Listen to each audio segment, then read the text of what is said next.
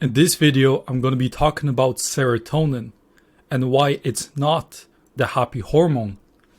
A lot of individuals believe that it is, but it's actually not. So in this video, I'm going to present to you the fundamentals when it comes to serotonin, and I'm going to set the stage for you to really grasp the idea of what serotonin does in your body. So let's get into it. So I'm going to go through a few points that really give you that idea in your mind how serotonin and why serotonin is produced. So let's get into it. So we have a quote here. So the serotonin receptors in the brain act as a filter for the amount of stimulus that we're able to let into the system. Because if we didn't have a filter for the stimulus coming in with the reality around us, our biological systems wouldn't be able to keep up with the amount of stimulus that is being placed on them. Serotonin acts as a governor for that. It only lets in a certain amount of reality so that our biological systems can handle it. The more energy production you have, the more expansive your reality can be. When you were a child, the reason why colors felt more vivid, everything was more intense, is because you had a high metabolic rate. And a high metabolic rate will lead to lower serotonin levels in the body, thus more energy. And that's why you could take in the reality, which is colorful and things like that. When I had high serotonin levels, everything felt dull, dark, there's no meaning and things like that.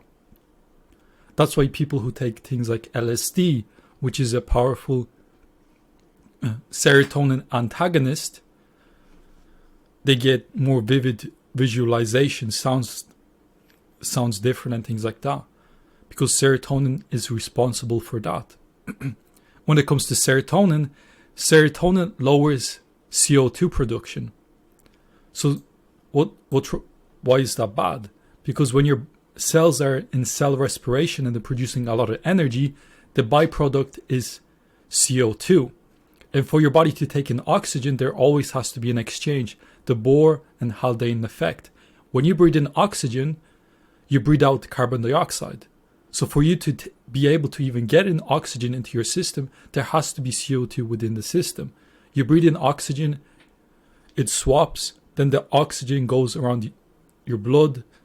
So for it to get into the cell, there has to be CO2 within the cell. And there's CO2 within the cell when your cells are producing a lot of energy. So the more energy the cells are producing, the more CO2 they're producing, the byproduct, the more oxygen can get in and speed up the metabolic rate. So serotonin lowers CO2 production, which basically means it's lowering your cell's ability to produce energy. Serotonin will initiate glycolysis in lactic acid, which is a worse version of producing energy. High levels of lactic acid will decrease CO2. You need CO2 in the system to Got it. So, for instance, when it comes to serotonin, so there are three ways that serotonin can be elevated in the brain. First, through the increase in synthesis via tryptophan hydroxylase. When you have tryptophan in your diet, like from chicken, for example, the enzyme called tryptophan hydroxylase converts that tryptophan into serotonin. Other things like reduced MOA breakdown, so it breaks down serotonin, and thirdly, by a decrease in serotonin transporter function. So why am I going there? Because I want to go back to here. On the tryptophan poor diet, so in a diet in which you had less consumption of the products which are used to produce serotonin, the amount of serotonin in the brain decreased. And when brain serotonin decreased, the levels of testosterone in male animals increased. When an animal such as a squirrel approaches hibernation and is producing less carbon dioxide, the decrease in carbon dioxide releases serotonin, which slows down respiration, lowers temperature, suppresses appetite, and produces torpor, which is hibernation for squirrels, like sleepiness. So this is a mechanism which your body recognizes when you're not consuming enough sugar, glucose for your liver, to convert T4 into T3 active form of thyroid, and then thyroid is not initiating responses to boost your metabolic rate. Your body recognizes that and produces serotonin to slow down the metabolic rate. Things like even your, here, 95% of serotonin is produced in the gut. Gram-negative bacteria, for instance, shed endotoxin. So there's bacteria in your gut, gram-positive and gram-negative. The gram-negative have a shell of endotoxin. So when you feed it or damage the bacteria, the shed of endotoxins, the endotoxins produce serotonin. So anything that irritates the gut can be problematic. For some people, that can be starches. Your lungs, for example, have an enzyme that stops serotonin from taking action upon it. But the enzyme downregulates itself in times of stress. So when you're not consuming enough food, serotonin can come into effect, and serotonin just slows down the metabolic rate, so you can survive this state of hibernation, this state of lack of energy. So serotonin is an energy modulator. Serotonin lowers brain metabolism. If the brain metabolism lowers by 20%, you start seeing issues. There's things like in orange juice, polyphenols that are found in orange juice, such as apigenin and naringenin, which work kind of like pregnenolone. They inhibit the absorption of tryptophan, capable of inhibiting the enzyme tryptophan hydroxylase, which synthesizes serotonin from tryptophan. So hopefully you're getting now an idea what serotonin does. So your body produces serotonin in times of stress. But the issue that we see nowadays is people have high serotonin levels in times of abundance. Food is everywhere. But there's external stressors from food consumption like polyunsaturated fats, blockers, endocrine disruptors, things like that.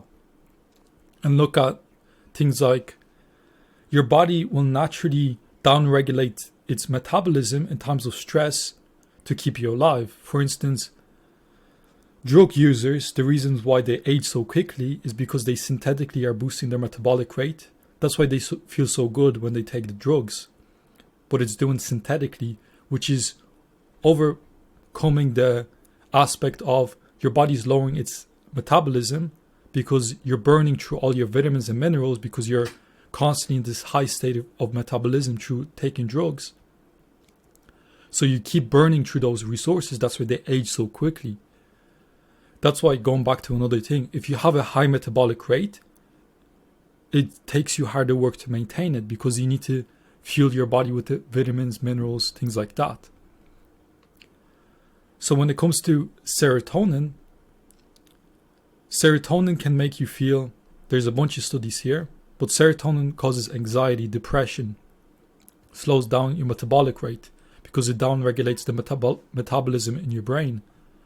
It can make you like tunnel vision, make you feel like the world is out to get you.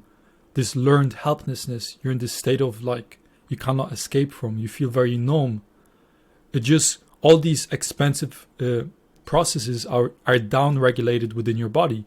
But that's because there's a stressor in your body. It's like, we need to let's say you're in the car and there is not enough petrol. It's going to go into eco mode for it to keep going. But when it goes into eco mode, higher abilities downregulate because you cannot afford it. And a lot of people are in these states even though they have a lot of food and things like that. And it creates this prison. A lot of guys, like successful even guys, have high serotonin levels because high serotonin levels make you feel this sense of learned helplessness.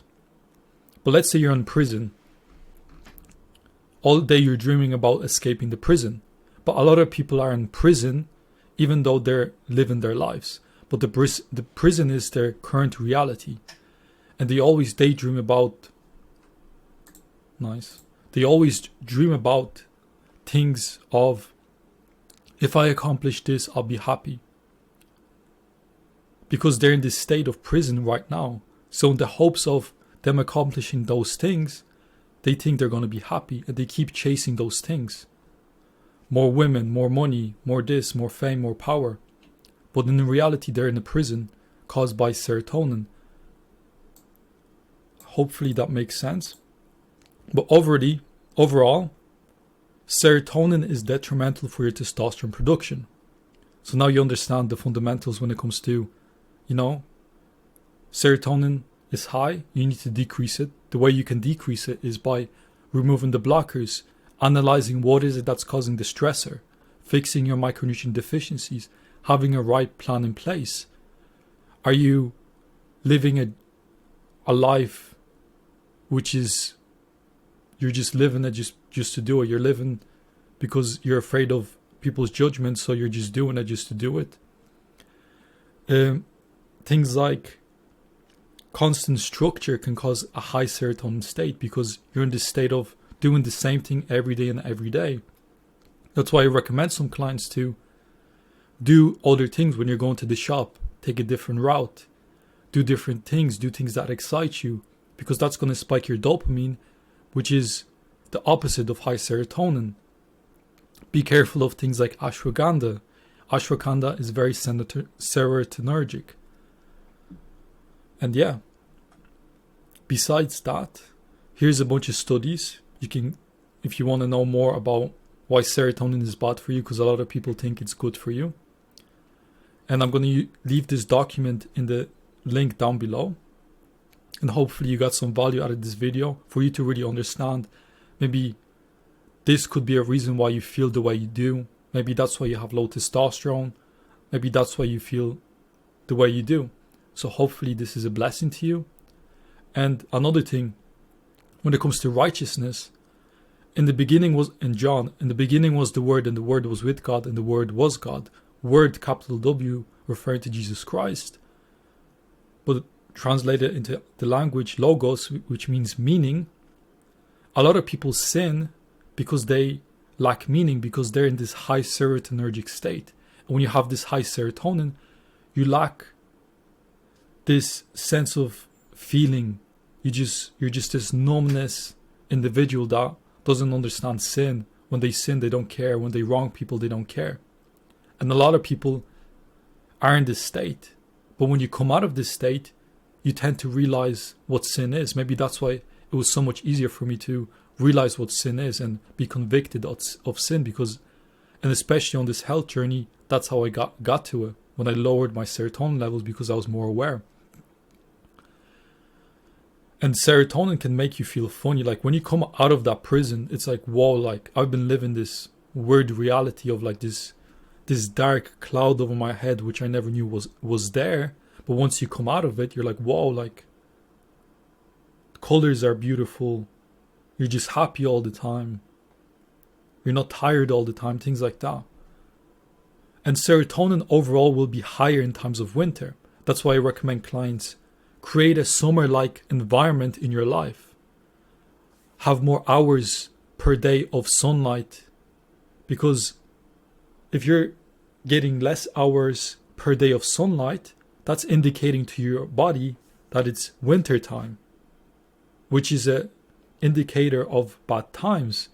Even back in the days, if you were to eat animals in times of winter, the animals would have high polyunsaturated fats because there would be a lack of fruits and things like that, and they would be eating a lot of nuts and seeds, which are high in polyunsaturated fats, which then, when you consume those animals, you would be consuming those polyunsaturated fats as well, which is gonna indicate to your body it's winter time, because PUFAs are indicator of stressor, right? So it's just this feedback mechanism, and it's quite simple when you understand it, and it makes a lot of sense. And serotonin is not bad. It's there to protect you. If serotonin wasn't there, because a lot of individuals have high serotonin to block you from the stressor. It numbs you, right? Imagine you were constantly in this state of stress. There's a good book about this, why zebras don't get ulcers. When a zebra gets attacked, it runs adrenaline and cortisol, boom. It runs away, and that's it. The zebra doesn't need therapy. It doesn't need to talk to someone about the lion that went after him, whatever it was. But if humans were to be attacked by a lion, they need therapy for the next 20 years. So serotonin could be a reaction to trauma as well. Let's say you're holding on to trauma and something happened and your body's just in this state of like being alert. And when you're in this state, you're burning through a lot of energy because you're in this state of adrenaline. So the way your body to like numb this is by numbing your senses, keeping your serotonin high. Things like DPDR, depersonalization, derealization, are just very high states of serotonin. You've experienced some trauma and your body's like, what just happened? We need to protect you. If you ever experience DPDR, it's a crazy one. I've had it before, and it's literally just like this bubble over your head, but it's a state of high serotonin. So to summarize, serotonin is not bad. It's there to protect you. But a lot of people have high serotonins because of their lack of understanding of why it's there. Because some people have no trauma or anything. They just lack information when it comes to proper metabolic health, how to eat, maybe some with the gut, micronutrient deficiencies, things like that. So hopefully you got some value out of this video. And yeah, that being said, adios and God bless.